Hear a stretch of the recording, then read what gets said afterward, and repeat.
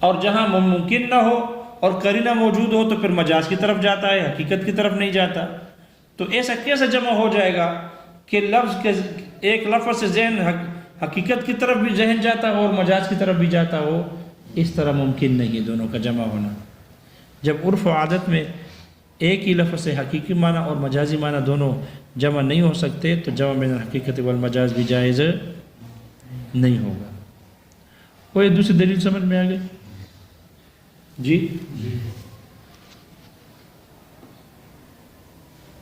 تیسری دلیل یہ ہے کہ جمع بین الحقیقت والمجاز یہ عقلاً محال ہے، یہ عقلاً محال ہے۔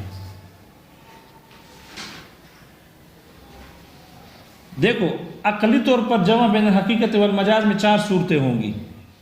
آپ نے ایک لفظ سے اس کا حقیقی معنی بھی لیا اور مجازی معنی بھی لیا، تو اس میں عقلاً 4 صورتیں ہیں۔ یہ جو آپ نے ایک لفظ کے دونوں معنی لیے، لفظ ایک ہے، آپ لکھ رہے ہو سارے، یہ نور انوار میں سارے پڑھ چکے ہو، نور انوار میں سب کچھ لکھا ہوا ہے، ٹھیک ہے۔ یہ ایک لفظ ہے، یہ اس کے 2 معنی ہیں، حقیقت بھی اور مجاز بھی۔ عقلاً اس کی 4 صورتیں بنتی ہے۔ یہ جو دونوں معنی آپ مراد لے رہے ہو تو یہ لفظ ان کے لیے صرف حقیقت ہوگا یا صرف مجاز ہوگا، یا نہ حقیقت ہوگا نہ مجاز ہوگا۔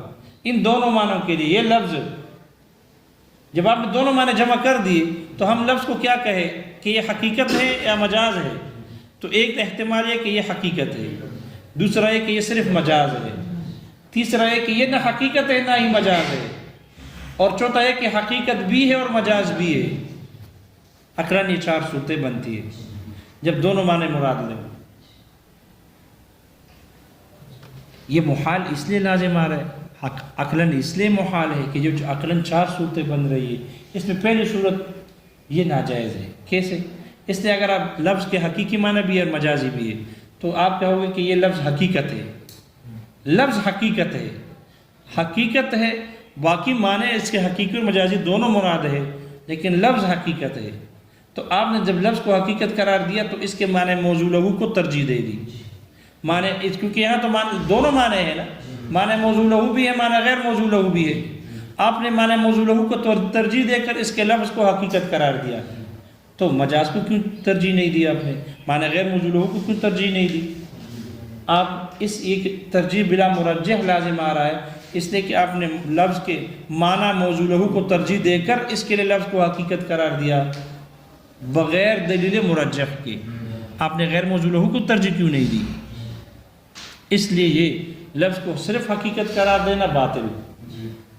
دوسری صورت بھی اسی وجہ سے باطل ہے کہ آپ نے کہا کہ یہ لفظ مجاز ہے تو اس کے معنی تو موضوع لہو غیر موضوع لہو دونوں ہے، تو آپ نے پھر غیر معنی موضوع لہو کو ترجیح دے دی اور لفظ کو مجاز قرار دیا، تو آپ نے موضوع لہو کو ترجیح کیوں نہیں دی؟ یہاں کس دلیل کی بنیاد پر ترجیح دی؟ بغیر دلیل کے ہے، اس لیے ترجیح بلا مرجح ہے، اور یہ کیا ہے؟ باطل ہے۔ لہذا 2 صورتیں تو باطل ہو گئی کہ جب معنی حقیقی اور مجازی ہو تو لفظ حقیقت ہوگا صرف یا صرف مجاز ہوگا۔ دونوں صورتوں میں ترجیح بلا مرجح لازم کی خرابی لازم آ رہی تھی، اس لیے یہ ناجائز ہے۔ تیسری صورت کہ جب حقیقت اور مجاز دونوں معنی مراد ہو تو لفظ کو کیا کہیں گے؟ نہ حقیقت ہوگا نہ مجاز ہوگا، تو یہ بھی باطل ہے، اس لیے کہ استعمال کے اعتبار سے لفظ یا تو حقیقت ہوگا یا کیا ہوگا؟ اس لیے کہ جو لفظ ہے کلام عرب میں پایا جاتا ہے تو اس لفظ کو ایک معنی کے لیے وضع کیا گیا تو وہ معنی موضوع لہو ہوگا، اگر اس میں استعمال لہو دوسرا ہوگا تو وہ کون سا معنی ہوگا؟ وہ معنی غیر موضوع لہو مجاز ہوگا۔ ان 2 کے علاوہ تو کوئی تیسرا معنی ہے ہی، کوئی تیسرا لفظ ہے ہی نہیں، کوئی تیسرا لفظ ہے ہی نہیں۔ اگر منقول ہو، اگر وہ مرتجل ہو تو منقول مرتجل جو بھی ہو وہ بھی تو حقیقت کو چھوڑ کر دوسرے معنی میں استعمال ہوتا ہے، یعنی معنی غیر موضوع لہو میں استعمال ہے، وہ بھی تو مجاز ہے۔ لہذا اہل عرب میں کلام عرب میں حقیقت اور مجاز کے علاوہ کوئی اور لفظ ہوتا ہی نہیں ہے۔ جب ہوتا ہی نہیں ہے تو پھر یہ کہنا کہ یہ لفظ نہ حقیقت ہے نہ مجاز ہے یہ بھی باطل ہے۔ پتہ نہیں باطل ہو رہا ہے نہیں ہو رہا۔ ایک صورت رہ گئی ہے، چوتھی صورت، کہ جب معنی دونوں معنی ہو تو آپ لفظ کو حقیقت بھی قرار دو اور مجاز بھی قرار دو، کہ یہ حقیقت بھی ہے اور مجاز بھی ہے، یہ بھی باطل ہے، یہ بھی کیا ہے؟ باطل ہے۔ اس لیے کہ ایسا نہیں ہو سکتا کہ ایک ہی لفظ حقیقت بھی ہو اور مجاز بھی ہو، اس حال میں کہ ان سے دونوں معنی مراد ہو۔ بھئی اگر آپ نے اس کو حقیقت بھی قرار دیا اور مجاز بھی بنا رہے ہو، کیا بنا رہے ہو؟ اور دونوں معنی مراد لے رہے ہو، تو حقیقت تو نہیں ہو سکتا، کیونکہ حقیقت تو وہی ہوتا ہے کہ جو صرف معنی موضوع لہو کے لیے ہو، اور یہاں موضوع لہو کے ساتھ غیر موضوع لہو بھی ہے، لہذا وہ تو غیر موضوع لہو بن رہا ہے، تو لفظ تو مجاز بن رہا ہے جب دونوں اکٹھے ہو رہے ہو۔ اور آپ کہتے ہو کہ یہ لفظ حقیقت بھی ہے اور مجاز بھی ہے، لفظ یا حقیقت ہوگا یا کیا ہوگا؟ مجاز ہوگا۔ اس لیے یہ چوتھی صورت بھی جو عقلاً بن رہی ہے، یہ بھی کیا ہے؟ یہ بھی محال ہے، باطل ہے۔ معلوم ہوا جمع بین الحقیقت والمجاز، یہ اس میں استحال عقلیہ ہے، عقلاً محال ہے، عقلی طور پر اس میں 4 صورتیں بنتی ہیں اور چاروں باطل ہیں۔ اس لیے احناف کہتے ہیں جمع بین الحقیقت والمجاز ناجائز ہے۔ جمع بین الحقیقت والمجاز کے ناجائز ہونے، چونکہ ایک عقلی شے ہے، ایک عقل سے تعلق رکھتی ہے، اس کو حصی مثال سے مصنف نے سمجھایا ہے۔ حصی مثال سے لفظ بمنزلہ لباس کے ہے، لفظ بمنزلہ لباس کے ہے، اور معنی بمنزلہ لابس کے ہے، معنی بمنزلہ لابس شخص کے ہے، اور حقیقی معنی بمنزلہ ملکیت کے ہے، اور مجازی معنی بمنزلہ عاریت کے ہے۔ حقیقی معنی بمنزلہ ملکیت کے اور مجازی معنی بمنزلہ عاریت کے ہے۔ یہ لفظ بمنزلہ لباس ہے، تو جیسے ایک لباس، ایک کپڑا ایک شخص بطور ملک بھی پہن لے اور بطور عاریت بھی پہن لے، یہ ناجائز ہے، ایسا نہیں ہو سکتا، محال ہے۔ آپ کے بدن پر جو کپڑا ہے یا آپ کی ملکیت ہوگا یا آپ نے کسی سے عاریت پر لیا ہوگا، ایسا نہیں ہو سکتا کہ آپ نے یہ جو ایک کپڑا پہنا ہوا ہے یہ بطور ملک بھی اور عاریت بھی ہے، ایسا ہونا محال ہے۔ ایسا ہونا کیا ہے؟ محال ہے۔ مثال سمجھ میں آئے گی؟ شارح کہتے ہیں کہ بعض لوگوں نے یہ کہا ہے کہ نہیں، اس طرح نہ کہو کہ لفظ کیا ہے؟ بمنزلہ لباس ہے اور معنی بمنزلہ لابس۔ نہیں، معنی تو یہاں 2 ہے نا، حقیقت بھی ہے اور مجاز بھی ہے، تو حقیقت اور مجاز تو معنی تو 2 ہو گئے، تو پھر لابس بھی 2 بناؤ نا، پہننے والے 2 بناؤ، 1 نہ بناؤ۔ اس لیے بعض شارحین نے اس کا معنی یہ کیا کہ لفظ بمنزلہ لباس ہے، اور جو معنی ہے وہ چونکہ حقیقت اور مجاز دونوں ہے، اس لیے معنی بمنزلہ لابسین ہے، معنی 2 ہے تو پہننے والے بھی کیا ہو؟ 2 ہو۔ لباس 1 ہو، پہننے والے 2 ہوں، اور ایک کا بطور ملکیت کے پہننا اور دوسرے کا بطور عاریت کے پہننا، یہ حقیقی اور مجازی معنی ہے، یہ حقیقی اور مجازی معنی ہے۔ تو اب حقیقی اور مجازی معنی کو ہم اب ایک ہی کپڑا 2 بندے کیسے پہن لے؟ کامل طور پر ایک کپڑا 2، ایک لباس 2 بندے پہن لے، ایک نے بطور ملکیت کے پہنا ہو، دوسرے نے بطور عاریت کے پہنا ہو، یہ محال ہے۔ یہ کیا ہے؟ شباز شارحین نے کہا کہ اس طرح کہنا چاہیے کہ لابس 2 بناؤ، کیونکہ معنی 2 ہیں، حقیقت اور مجاز۔ جیسے یہ محال ہے ایک بندے کا یا 2، دوسری مثال میں 2 بندوں کا ایک کپڑا پہننا جیسے محال ہے، ایسے ہی ایک ہی لفظ میں معنی حقیقی اور مجازی کا جمع کرنا محال ہے۔ کوئی مثال سمجھ میں آ گئی؟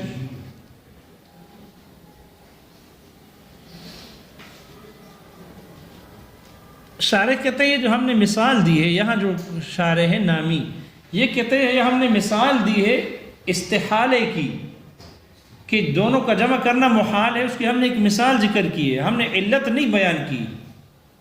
یہ اسی کوئی علت نہیں ہے کہ تم مناقشہ کرو کہ نہیں ہو تو سکتا ہے، ایک ہی لباس ایک آدمی بطور ملکیت بھی پہن لے اور عاریت کی بھی پہن لے، ہو تو سکتا ہے، تو آپ مناقشہ کرنا شروع کر دو۔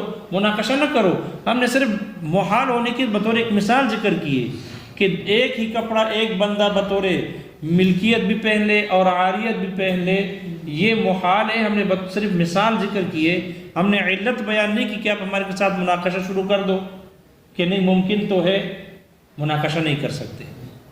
اس لیے بعض لوگوں نے مناقشہ کیا ہے کہ یہ تو ممکن تو ہے کہ ایک ہی کپڑا بطور ملک بھی ہو اور عاریت بھی ہو، جیسے کہ کوئی آدمی دوسرے کو اپنے کپڑا رہن رکھوائے، کسی قرض کے عوض میں قرض لیا ہو، اس کے بدلے میں اپنے کپڑے کو بطور رہن رکھوا دیا۔ جس کے پاس رکھوایا مرتہن، تو کپڑے کا مالک تو یہی راہن ہے، اور مرتہن کے پاس جو کپڑا رہن میں رکھا ہوا ہے اس کے پاس تو بطور عاریت کی امانت کے رکھا ہوا ہے۔ لہذا یہ راہن جب مرتہن سے اپنا کپڑا واپس مانگ لے کہ شادی کا پروگرام ہے آج، اس لیے وہ واسکٹ دے دو، کپڑے پہننے، شام کو جو ہی پروگرام ختم ہوگا دے دوں گا، لہذا اس نے جو شام کو یہ کپڑے پہن لیے تو یہ بطور ملک بھی ہے، کیونکہ اس کی ملکیت سے تو نہیں نکلے، اس کی ملکیت سے نکلے نہیں ہے، لہذا یہ بطور ملک بھی ہے اور یہ بطور عاریت بھی ہے۔ تو آپ کیسے کہتے ہو کہ ایک بندے کا ایک کپڑا پہننا بطور ملک اور عاریت کے جمع ہونا محال ہے؟ کہاں محال ہے؟ دیکھو ہم نے ثابت کر دیا۔ مناقشہ سمجھ میں آ گیا؟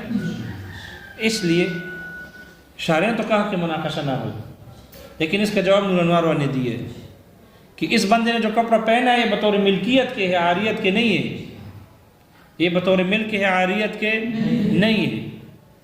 اس لیے کہ جب ایک مرتہن کے پاس جو اس نے رہن رکھوایا ہے تو رہن رکھوانے سے اس کی ملکیت باطل تو نہیں ہوئی، ملکیت اسی کی ہے، البتہ چونکہ وہاں راہن مرتہن کا حق کس کے ساتھ متعلق ہو گیا تھا، تو یہ راہن اپنا مال بغیر اس کی ایجاد کے اس میں تصرف نہیں کر سکتا تھا، مرتہن کے حق کے متعلق ہونے کی وجہ سے۔ مرتہن نے اپنا حق چھوڑ دیا اور عاریت اس کو عاریت کے طور پر دے دیا۔ مرتہن نے اپنا حق چھوڑا ہے، مرتہن نے اپنا مال نہیں دیا۔ دوسرے آدمی کو کوئی چیز آدمی دیتا ہے تو پھر وہ عاریت ہوتی ہے، جب چیز بھی میری ہے اور اس نے اپنا حق چھوڑ کر مجھے اپنا حق دے دیا تو اس کو عاریت نہیں کہتے، اس کو عاریت تو تب ہوگی جب اس کی ملکیت باطل ہو جائے گی راہن کی اور مرتہن کی ملکیت ثابت ہوگی، اب وہ دے گا تو بطور عاریت دے گا، اس کی تو ملکیت برقرار ہے۔ اس لیے اس کو یہ بطور ملک اس نے کپڑا پہنا ہوا ہے، بطور عاریت نہیں ہے۔ جواب سمجھ میں آیا؟ دوسرا جواب بھی دیا گیا کہ یہ بطور ملک پہنا ہے نہیں بلکہ بطور عاریت پہنا ہوا ہے۔ پہلا جواب تو یہ دے دیا نا، اس نے جو کپڑا پہنا ہے بطور ملک ہے، عاریت نہیں ہے، کیونکہ اس کی ملکیت برقرار ہے، ٹھیک ہے، اس لیے عاریت نہیں ہے، ملکیت ہے۔ دوسرا جواب یہ ہے کہ اس راہن نے جو کپڑا پہنا ہے بطور عاریت کے ہے، ملک نہیں ہے، بطور عاریت ہے، ملک نہیں ہے۔ کیوں؟ اس لیے کہ اگر یہ اس کپڑا اس کی ملکیت میں برقرار رہتا تو آدمی تو اپنے ملک میں تصرف کر سکتا ہے، ہبہ کر سکتا ہے، بیچ سکتا ہے، وصیت کسی کی کر سکتا ہے، حالانکہ یہاں راہن اس کپڑے میں تصرف نہیں کر سکتا، نہ بیچ سکتا ہے، نہ ہبہ کر سکتا ہے، کچھ بھی نہیں کر سکتا۔ معلوم ہوا جب راہن اپنے اس مملوکہ شے میں، کپڑے میں، رہن میں تصرف نہیں کر سکتا تو اس کی ملکیت اس میں ختم ہو گئی، اب وہ مرتہن کی ملکیت میں ہے، اور جب مرتہن نے اس کو کپڑا دے دیا شام کے استعمال کے لیے تو وہ عاریت ہوگی، وہ ملکیت نہ ہوگی۔ یہ دو جواب دیے، وہ کچھ سمجھ میں آئے؟ خلاصہ یہ کہ جب راہن کو جو کپڑا پہنتا ہے یا بطور ملک ہے ایک جواب کے مطابق عاریت نہیں، اور یا بطور عاریت ہے ملکیت نہیں، اس لیے جمع بین الحقیقت والمجاز محال ہے، جیسے کہ ایک شخص کا ایک کپڑا پہننا بطور ملک اور عاریت کے محال ہے۔ وہ یہ مسئلہ سمجھ میں آ گیا؟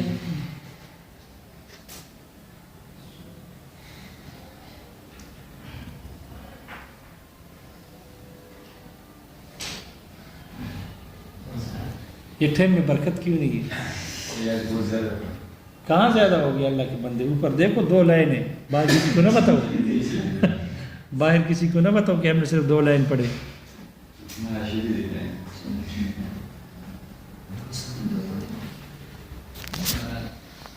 ٹھیک ہے، عبارت دیکھ لو بھائی۔ ومن حکم الحقیقت والمجاز حقیقت اور مجاز کے حکم میں سے استحالت و اجتماعہما مرادین بلفظ واحد، ان دونوں کا ایک ہی لفظ سے مراد بن کر جمع ہونے کا محال ہونا ہے۔ کمستحالہ، جیسے کہ محال ہے ان یکون الثوب الواحد، کہ ایک ہی کپڑا علی اللابس پہننے والے پر ملکن و عاریتاً ملکیت کے طور پر بھی ہو اور عاریت کے طور پر بھی ہو، فی زمان واحد ایک ہی زمانے میں، جیسے کہ یہ محال ہے، اسی طرح دو لفظوں کا ایک ہی لفظ، دو معنوں کا ایک ہی لفظ میں مراد بن کر جمع ہونا بھی کیا ہے؟ محال ہے۔ آپ کی عبارت میں ہے بشرا والے میں علی اللابس ملکن وعاریتاً علی اللابس ثوب الواحد بکمالہ، بکمالہ کا متن ہے اوپر متن، تو پھر نیچے والوں نے کیسے سرخ لائن دے کر بکمالہ کو بھی داخل کیا؟ چلو نہ بھی ہو تب بھی مراد یہی ہے، اگر متن میں نہ بھی ہو کمستحال ان یکون الثوب الواحد بکمالہ، تو اوپر نہیں ہے لیکن نیچے شرح والوں نے اس پر متن ہی کے انداز میں نقل کیا ہے،